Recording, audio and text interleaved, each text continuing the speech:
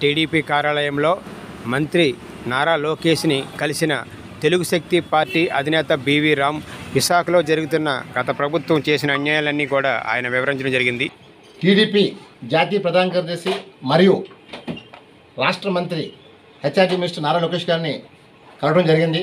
ఒకటే కోరాం, గత ప్రభుత్వం 3 రాజధానుల పేరుతో విశాఖలో భూములు మొత్తం దోచుకున్నారని చెప్పడం జరిగింది.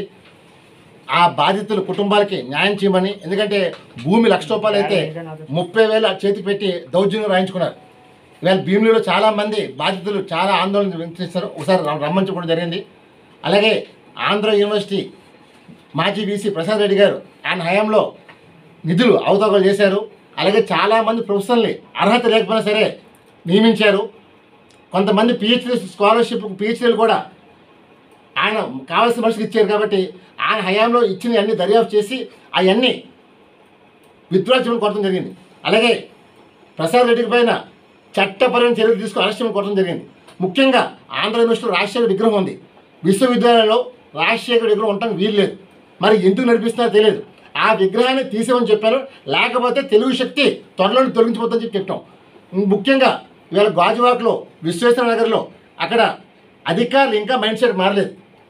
మన ప్రభుత్వం వచ్చినా ప్రజాప్రభుత్వం వచ్చినా సరే ప్రజల్ని పీడిస్తుంటున్నారు. అక్కడ జస్ట్ 150 మీటర్లు డివైడర్లు వేసి ప్రజలు ఇబ్బంది పెడుతున్నారు. ప్రజలు మమ్మల్ని మన పార్టీని అసహించుకుంటున్నారు.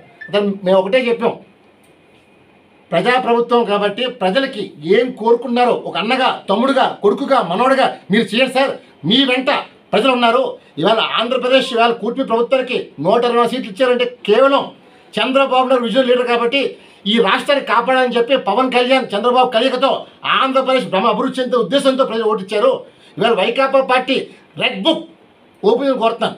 ఎందుకంటే ఇప్పటిదాకా హేళన చేస్తున్నారు.